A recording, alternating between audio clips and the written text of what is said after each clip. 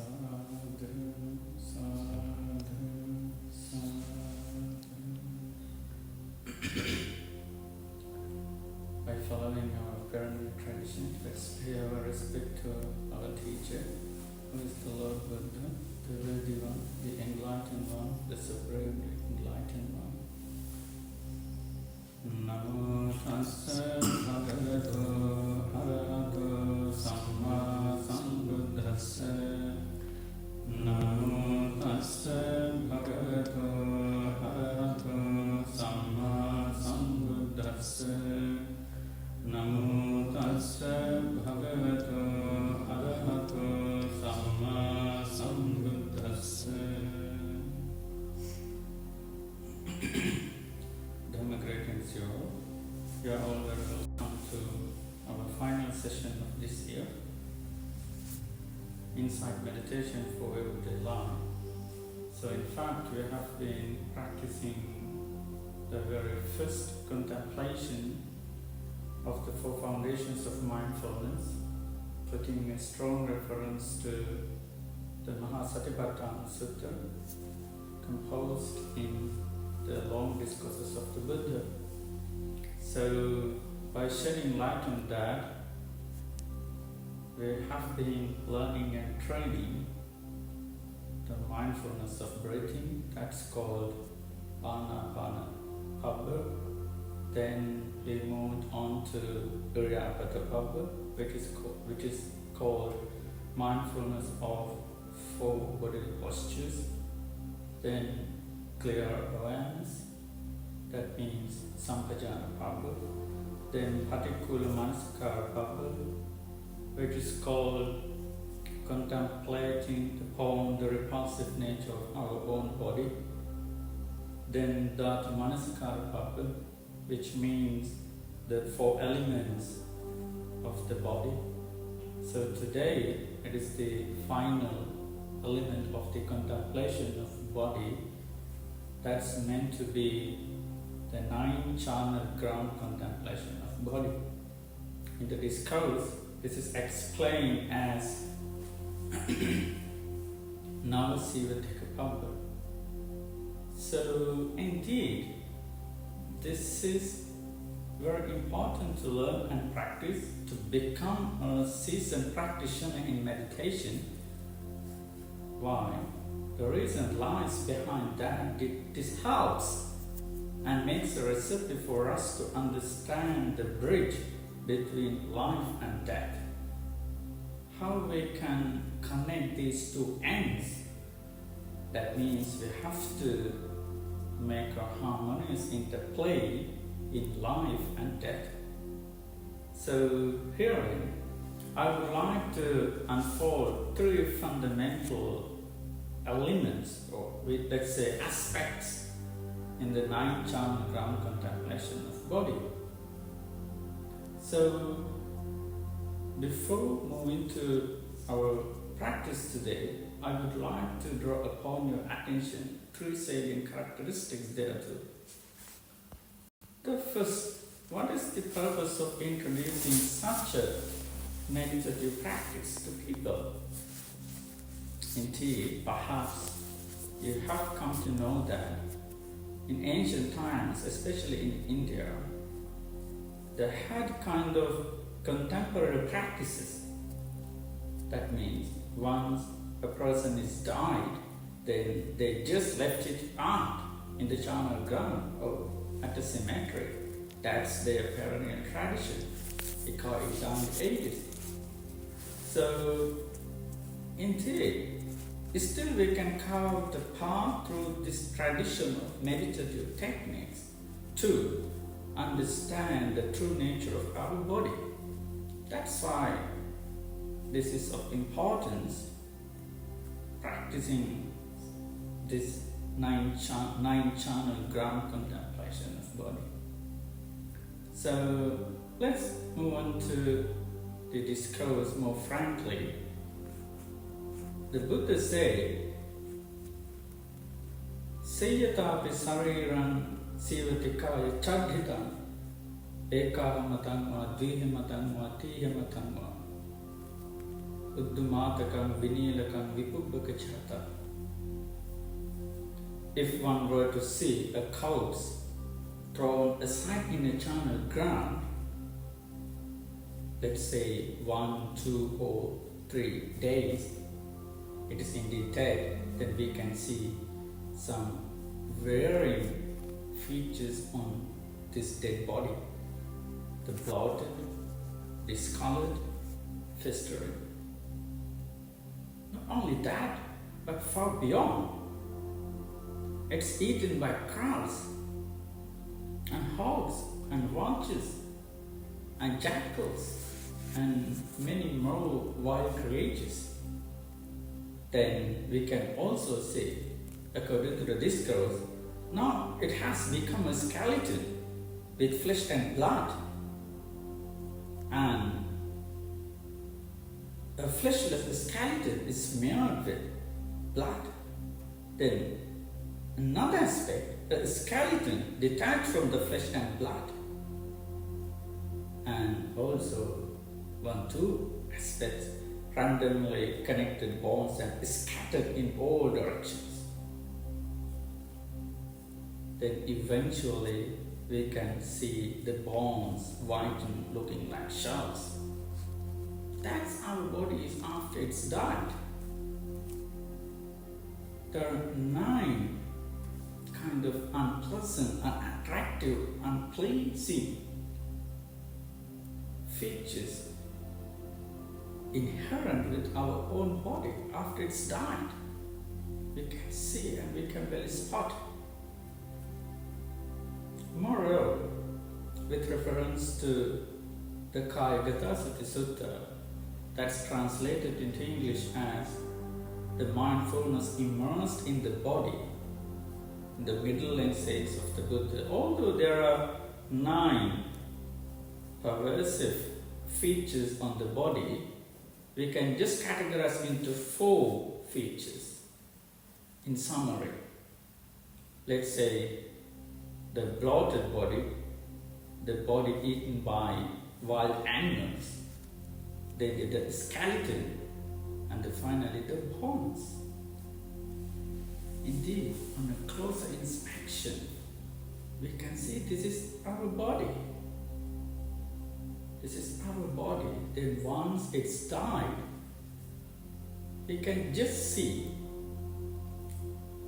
the bloated body, the body damaged by many wild creatures, and the skeleton and the bones, that's all. So the Buddha, who's our teacher, kind of tends to advise us, oh, this is not just for common, that kind of particular person. This is common to all sentient beings living on earth. This is universal. This is intrinsic.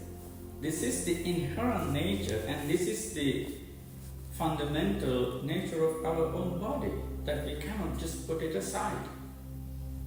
We have to accept and then go through. So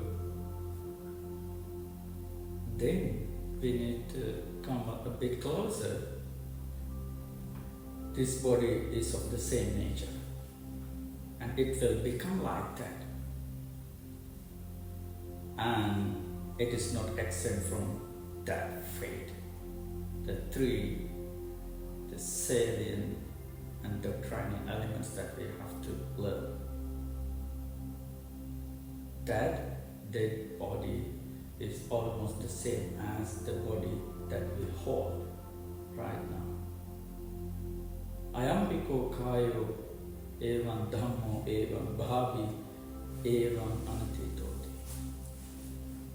That means, similarly, we have to think of the same way that we see the dead body in the charnel ground. So, in all, there are 3 things, 3 doctrinal importances that we can unearth from this contemplation. The first is the possibility to counteract sensual desire. the more we can contemplate upon your body this way, indeed it assists you to reduce your sensual desire. We know we all are in process of our ear, eye, nose, tongue and body in reference to images, sound, smell, taste and bodily sensation. That's our worldly life. That's how we live in society, in this mundane life.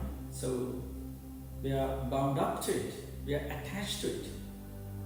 But the more you can see this true and authentic and brutal nature of your body, you can be free from the attachment to your own body. You can go a bit far away from your body. That means you can make a distance from the attachment to your body. So to diminish your sensual desire, such a practice is pretty much helpful. The second is to mitigate your conceit, your ego, our egoistic conceptions and attitudes in our life. Because since we were born into this world as human beings, in general we all have kind of embodiment of I or mine. This is me, this is mine. Kind of very drastic and dramatic attachment to things and peripheral materials, including your ego.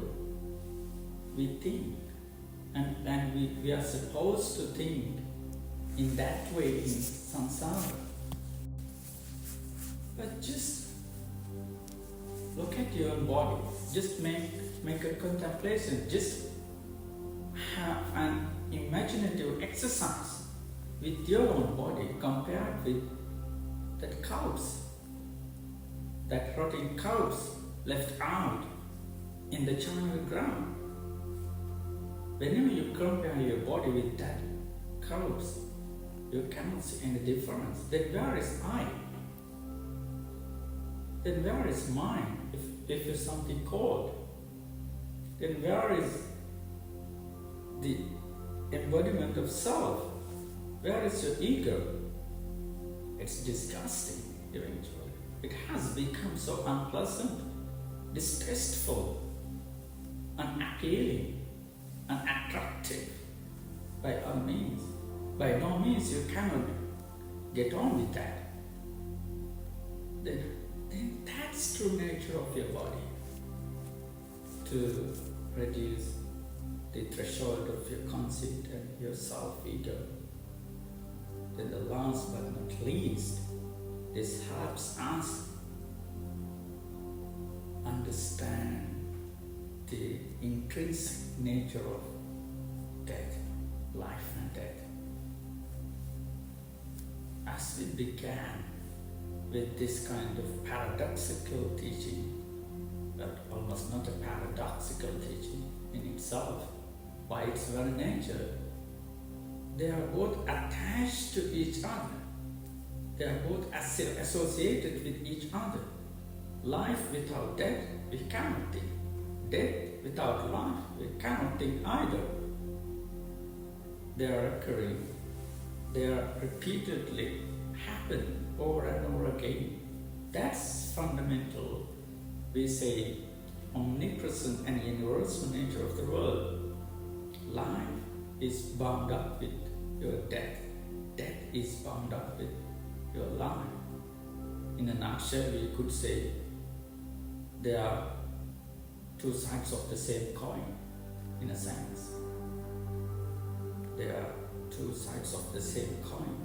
Then, to come closer to the understanding of nature, then indeed we have to reveal this fundamental correlation between life and death, this inescapable, unavoidable moment of our life. So, according to the discourse actually, our life entirely depends on the absence and presence of our breath, right? We can live as long as we breathe in and out. But whenever we stop breathing in and out, we cannot live more and more. That's the end of the story. So breathing in and out, this mechanism is pretty much fundamental and essential to your own existence. So for this reason, in the discourse, our teacher has put a solid emphasis on mindful breathing to realize or visualize this common nature of life and death in reality. So, indeed, the more you can imagine or the more you can practice this kind of contemplation upon your body, indeed, the more calmer and wiser you would become step by step. Because by all means, it expands the horizon of your concentration and wisdom too. Then you understand what life is, where it springs out, where it comes from, then where it is headed on, where it moves on. So life here, death there, but actually wherever your life is, death is there. They are not kind of two separate entities. They are two aspects of the same nature. If you can understand these two aspects of the same nature on this contemplation, that's skillful, that's brilliant, and that is sagacious in your own practice. So overall, to make an introductory note, what we heard today, the final bit of practice with regards to contemplation of body and body, kaya vipassana. This is a pretty much thorough and vigilant training that you can develop and cultivate the seeds of concentration and insight within your life. So you can see your body, but once it's died, you can see the bloated body. Then a few days after, then you can see the body eaten by many wild creatures, and the skeleton and the bones. That's all your body. No matter how hard you take care of it, but still it's common to this repulsive and decaying nature. Your body is in decay day by day. It's almost happening every time, every moment. We cannot escape it. We cannot avoid it. We have to accept and go through it. So there are three significant advantages that we can avail of this specific technique. The first is to reduce your sensual desire. You can get rid of all forms of sensual enjoyment, self-indulgence in your life. Then to put aside your ego, your self-egoism, the full presence of self, your strong belief in your own existence, perpetual existence, that so-called understanding of life. We can just put them aside, and rather we can also develop the truest understanding of life and death. It's indeed here, but not there. So that's how we began with mindfulness of breathing and 4 postures, then clear awareness, the repulsive nature of your body, the 4 elements, and finally this Nine Charnel-Ground Contemplations. These all roads lead to Rome because everything is rolled into one fundamental nature of reality. These all techniques help you understand the truest nature of your body. That's the whole picture of this contemplation, Kaya.